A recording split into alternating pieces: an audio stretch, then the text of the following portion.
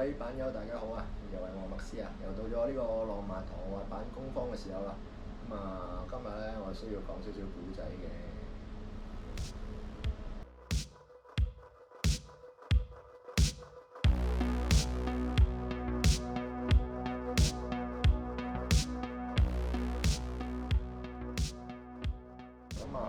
最近有一晚啦，發咗個都幾奇怪嘅夢嘅。即係我就自己一個人坐喺屋企啦。突然間咧有個金色頭髮嘅大隻佬咧，即係嚟我屋企裏邊。咁跟住啦，佢就同我講啦：I want more life, father。咁我奇怪，咦？我唔識佢喎。咁但係我估，佢應該都係我喺美國買翻嚟嗰啲板嚟㗎。佢要 one more life 喎。我記得我一個夢裏邊咧，就同佢講嗰啲即係好有智慧嘅嘢啦，好有深度嘅嘢啦。Facts of life。希望咧即係我就唔係好幫到佢啦。希望佢可以釋懷你嘅。咁喺講下嗰陣時咧，佢就攣死咗我啦。咁我好驚啦。扎醒咗啦。咁我諗，咦？即係咪所有嘅生命都有盡頭啦？即係我哋嗰啲滑板係咪都會有一個生命嘅盡頭啦？咁我就喺度思考呢個問題啦。咁後尾我都 come up 咗something嘅。咁就呢樣嘢咧就即係都唔係咩新奇嘢嚟㗎啦。咁但係咧我驚我講咗出嚟啊，或者示範咗出嚟咧，會生命受到威脅啦。至於我所做嘅嘢係會危害到滑板公司嘅生存嘅。所以我都係靜靜地講嘅算。好，咁我就諗啦，嗰個金頭髮嘅大隻佬會係邊個咧？有兩個可能性嘅。第一個可能性就係 Loader Overland。佢咧上一手咧應該係屬於一個嗰個叫 Sorority Sisterhood of Flying Bricks 嘅組織嘅。我上網就搜查唔到呢個咩組織啊。但係 anyway 冇所謂啦。佢上一手咧應該都對呢個滑板咧都唔錯嘅。應該一出嗰陣時咧就玩到依家㗎啦。我入手呢個 Overland 嗰陣時咧，其實買之前都知㗎啦。佢咧係有 Razor Tail 嘅，因為咧佢個板尾咧都磨到蝕晒㗎啦。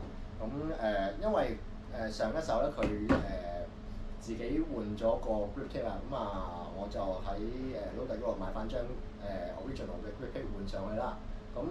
跟住咧我就發覺啦，喺個板尾嗰度咧，原來佢上一手除咗係 Razor Tail 之外，佢都自己磨過一次嘅。即係話佢已經用一個方法咧去磨短咗個尾嚟到去延長呢個壽命㗎啦。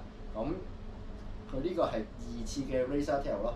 所以咧應該一般嘅方法都唔容易救到佢㗎。喺之前嗰啲片嗰度啦，都示範過即係點樣用呢個即係膠木粉啦嚟到去修理滑板嘅。我就諗啦，可唔可以用類似嘅方法嚟修復佢咧？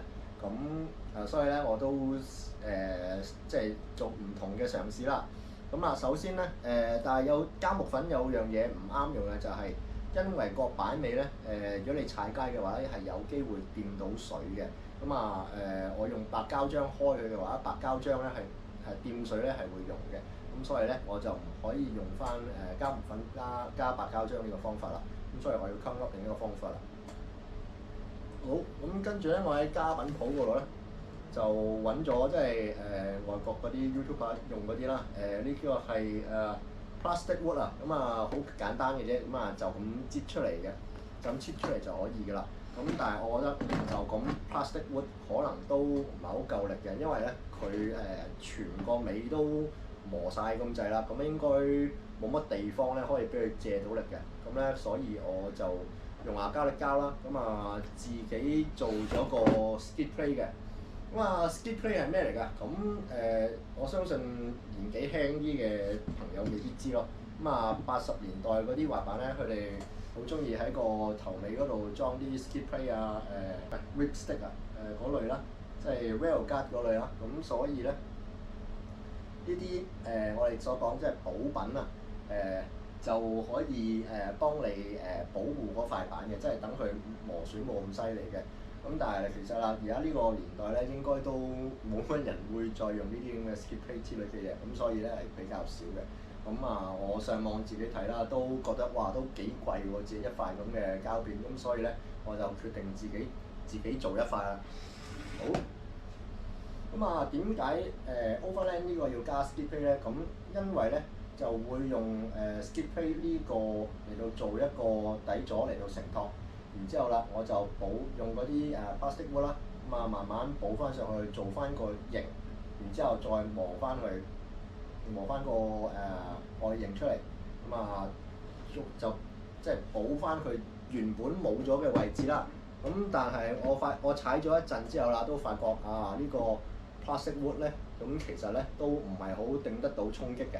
咁嗰個補咗個部分咧，佢會有裂開啦，係啊，成忽崩咗飛咗出嚟唔見咗啦。我即係跟住咧，我就要諗個第二個方法啦。咁我嘅另一個方法咧，其實呢個方法我哋好多砌模型嘅人都用緊㗎，用咗好多年㗎啦。其實都唔係咩新鮮嘢嚟嘅，簡直係非常非常老土嘅技巧嚟嘅。咁但係只不過之前啲人係攞嚟砌模型，咁就好少用喺其他方面嘅。咁近年都比較出名嘅，咁但係咧啲人咧就我哋砌模型咧就用呢個快乾萬能膠，再加呢個爽身粉。咁而家出邊啲人咧就係快乾萬能膠加呢個即食麵。咁當然啦，我就唔會用即食麵嚟到去修補呢個滑板嘅。咁因為始終佢係食物啦，萬一濕咗水嘅話咧，始終有機會發毛。總之就唔會用即食麵啦。咁咧結果咧，我都係用呢個快乾萬能膠，再加埋呢個膠木粉去做嘅。好啦，咁結果出嚟啦。咁結果出嚟咧，白膠漿加呢個膠木粉咧，比起呢個 plastic wood 咧，好明顯係硬好多啊。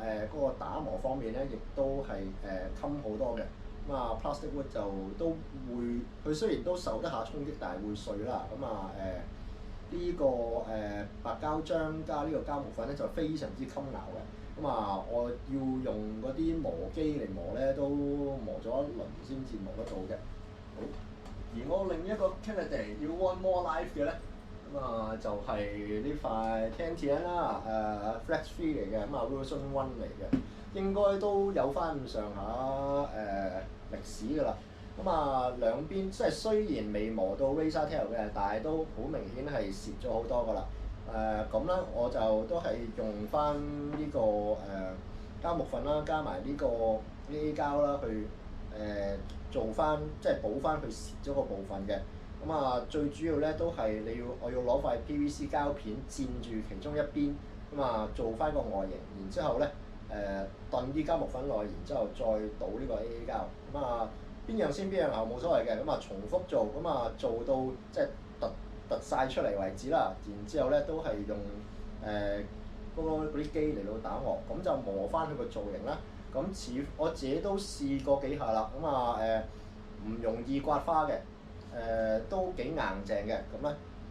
相信咧呢兩塊板即係經過我咁樣嘅修補之後咧，佢哋嘅壽命咧可以得到延長啦。同埋啦，即係既然我有呢個技巧啦，基本上所有嘅板蝕咗Razor Tail 嗰啲咧，基本上任何嘅嘢都可以修復翻㗎啦。咁我一塊板咧，可能就唔止踩6-7年咁多㗎，可能踩10幾年咧，都可能仲踩緊嗰塊板嘅。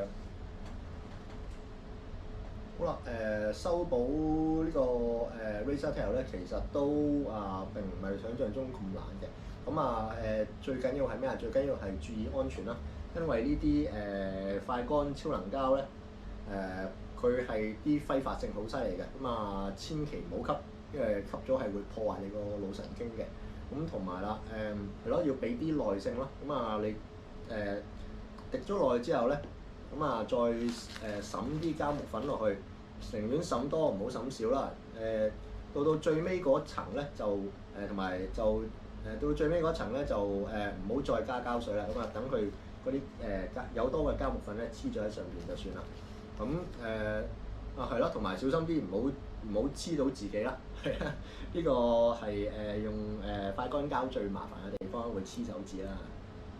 咁啊wood plastic 咁啊修補啲小 cracks 咧都可以嘅，但係啦，如果你係喺 tail 嗰啲位置啊、受力嗰啲位置咧，我就真係唔 recommend 啦，因為佢太過腍啊，唔夠硬啊，好容易成塊咁樣飛出嚟嘅。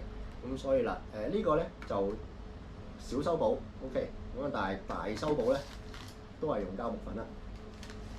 好啦，咁係咯，呢啲係心機嘢、手工嘢嚟嘅，咁就如果你冇砌模型嘅經驗啊，冇乜呢個泥膠嘅經驗啊，慢慢試下啦。